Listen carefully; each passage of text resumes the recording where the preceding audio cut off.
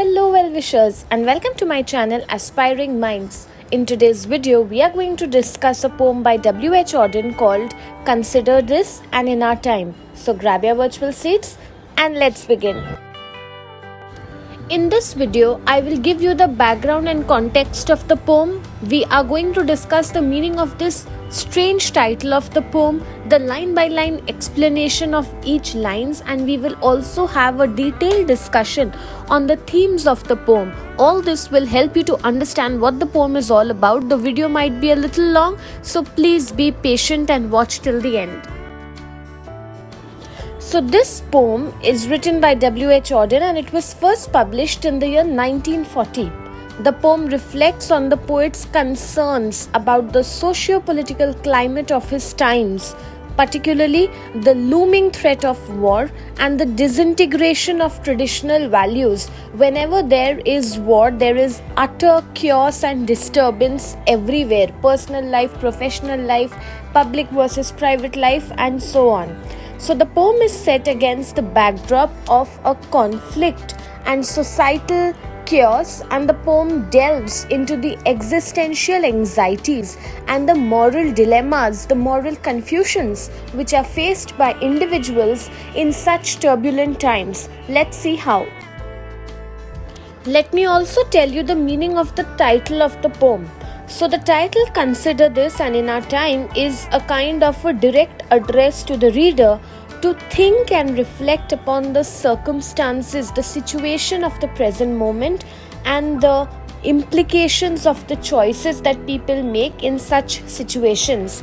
It suggests a sense of urgency, prompting the readers to think the immediate realities of their time and the broader implications of the future. So the poet is telling you to be there with your thoughts in the present moment and also keep the future in mind. The phrase "consider this" invites the readers to think, to introspect, and do a critical examination, while In Our Time situates the poem within the context of the modern or the contemporary era, emphasizing the relevance to the socio-political environment of the period. Remember, there was a warlike situation that was going on in the background, and at the same time there was a change that was going to happen from the 19th to the 20th century. So there was going to be a change towards modern values, modernity, and this change is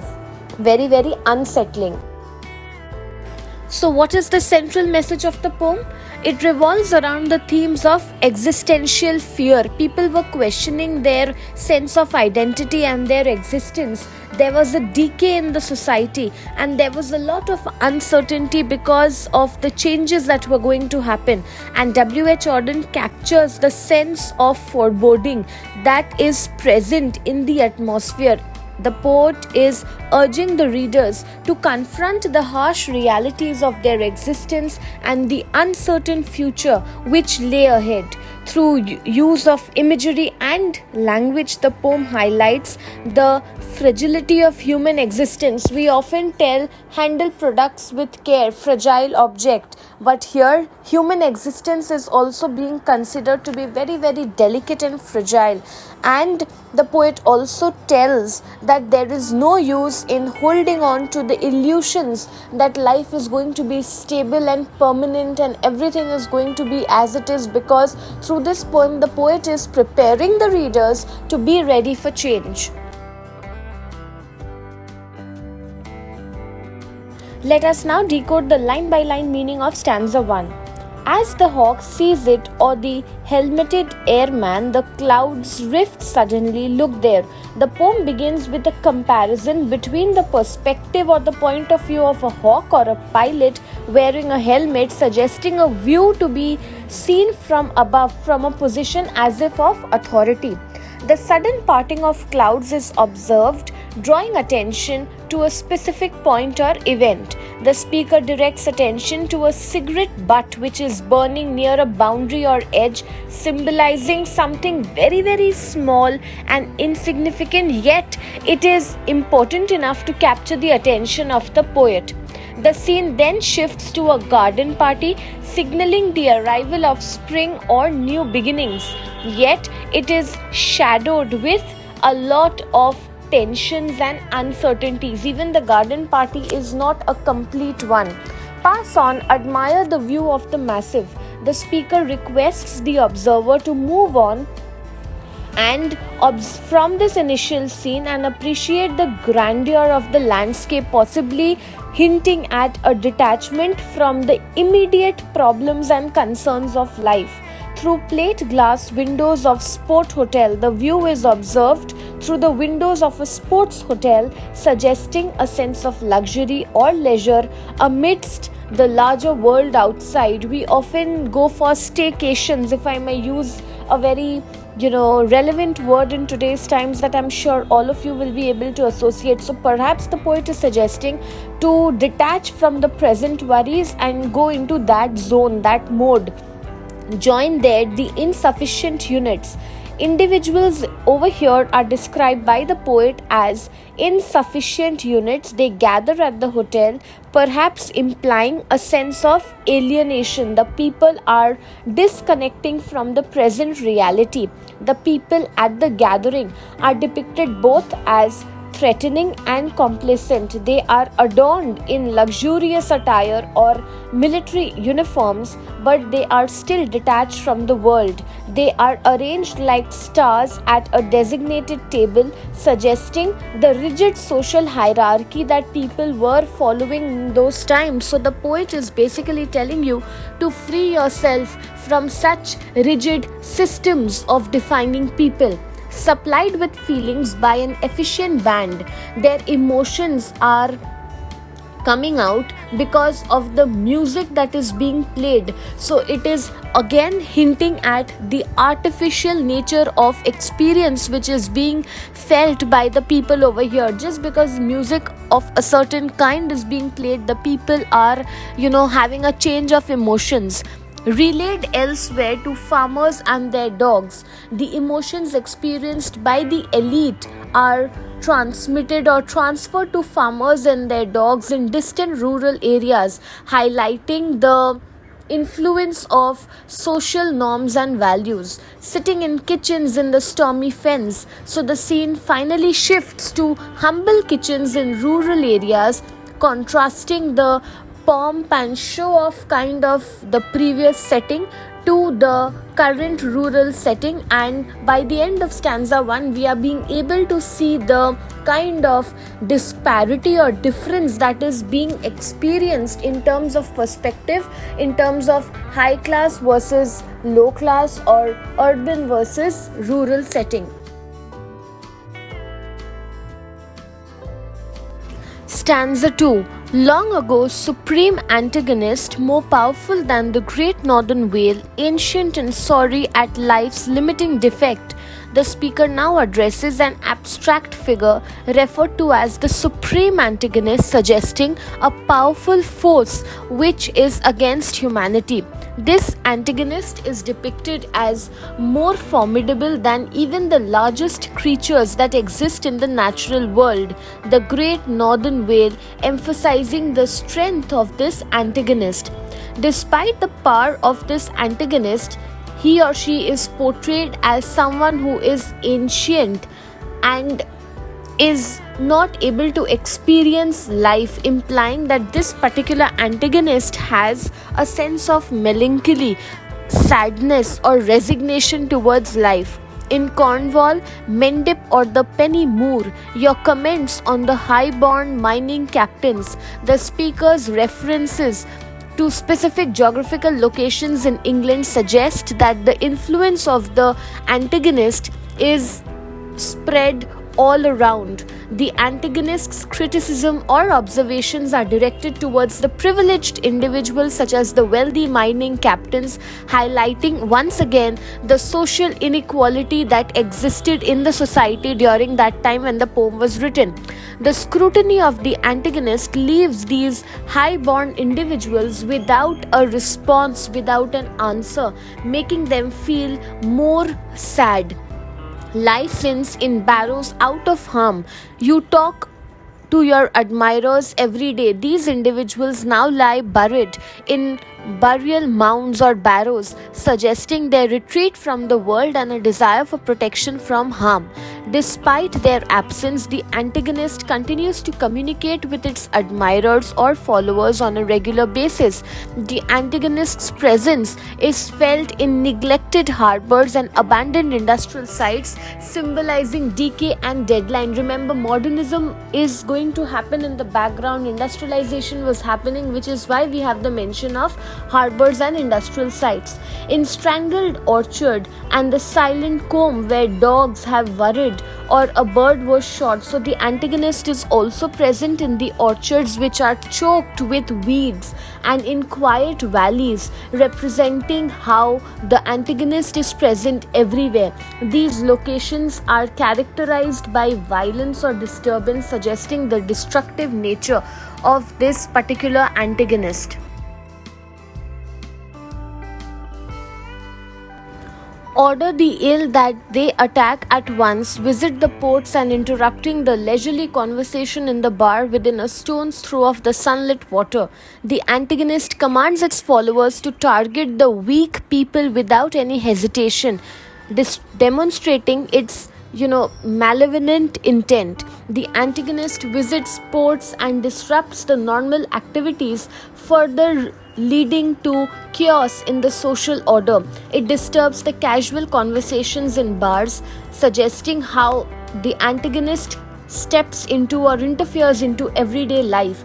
These disturbances occur in close proximity to the calm, serene beauty of sunlit water, creating a juxtaposition of tranquility and turmoil, that is, peace versus chaos. Beckon your chosen out, summon. The antagonist calls forth its chosen followers, exerting its influence and power over them.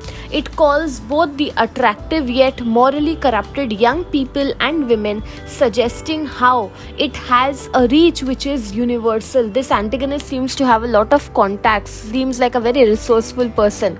Your solitary agent in the country perishes and mobilize the powerful forces latent. So these individuals serve as the agents of the antagonist in the rural communities, spreading its influence far and wide.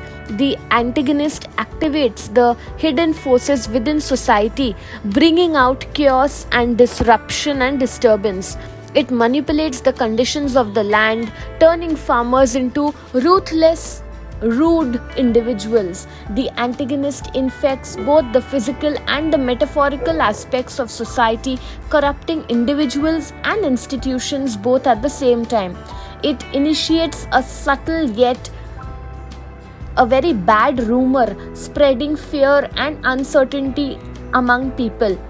But despite this kind of nature of the antagonist, the rumor that the antagonist spreads is disturbing. The rumor grows exponentially, becoming a significant threat to society. It becomes a danger and a tremendous cause of concern, symbolizing how, because of the presence of this antagonist, anxieties and tensions are increasing. The rumor causes people to scatter in fear and confusion. Like debris which are caught in a sudden gust of wind, people are being swept up in chaos and turmoil. They are overwhelmed by this sense of fear and anxiety, highlighting the psychological impact of this antagonist's actions.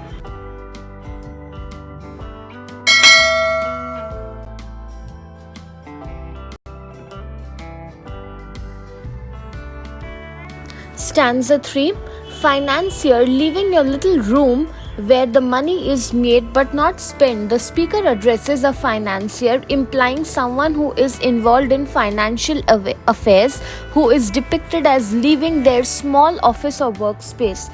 This room is where profits are generated but not utilized, suggesting a disconnect between wealth accumulation and meaningful investment. You'll need your typist and your boy no more. The game is up for you and for others who thinking pace in slippers on the lawns. So the financier will no longer require the assistance or the help of their typist, implying a shift in the circumstances. The speaker declares that the game or the scheme is over for the financier and the others involved, suggesting a downfall. These individuals, perhaps the ones who are the wealthy individuals, are depicted pacing thoughtfully in their comfortable surroundings.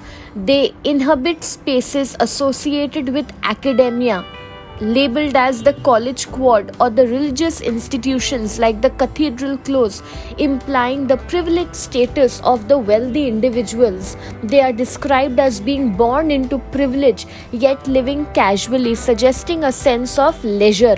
They engage in wrong actions, including casual relationships and leisurely games like fives. Fives is a kind of a ball game. Seekers after happiness, all who follow. So these individuals are portrayed as seekers of happiness who are running behind fulfillment, satisfaction, and pleasure. They are no longer living a true life, but they are living by their desires, struggling to attain a sense of satisfaction. The speaker warns that time is running out and the day is approaching sooner than expected. This day will be significantly different from the past, marked by innocence or ignorance. The contrast is drawn between the past, which is characterized by the rustling of dresses and the sound of feet, and the future that is about to unfold. In the past, prizes were awarded to boys who are now ruined or corrupted, suggesting a loss of innocence or moral decay in the situation.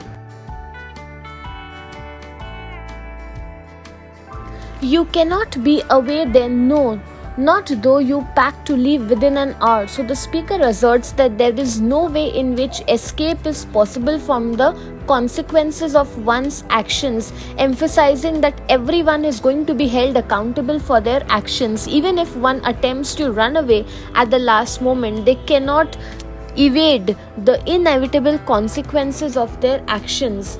Fleeing hastily along main roads, perhaps in an attempt to avoid accountability, the individual's fate is already predetermined, compared to being preyed upon by fugues, which is periods of amnesia or altered consciousness, irregular breathing, and alternate ascendances.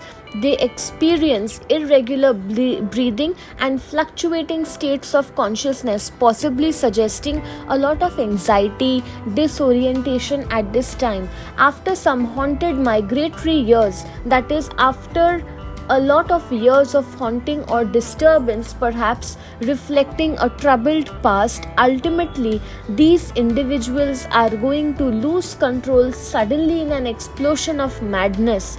Alternatively, they may also succumb to a state of a lot of tiredness, exhaustion, or weariness. So to overall get an idea about the poem, let us look at these three important themes, that is the existential dread, the moral decay, and social stratification. Auden's poem deals with the existential anxieties which are prevalent in the society. Through vivid imagery and language, the poem captures the uncertainty and the apprehension of the individuals as they confront the changes in the society. The hawk's eye view and the reference to a helmeted airman suggests the perspectives of authority and power, highlighting the presence of uncertainty even among those who seem to be most in control of the situation.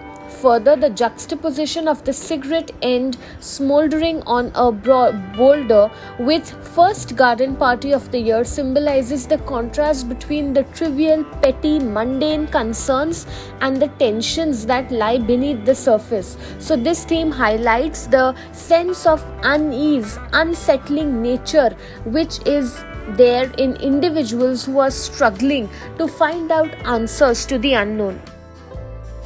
The poem highlights the moral decay and superficiality of the modern culture, emphasizing emptiness in material pursuits and social norms. The reference to the high-born mining captains and their subsequent demise or death in the barrows suggests the moral bankruptcy of those who try to prioritize wealth and status over integrity and decency.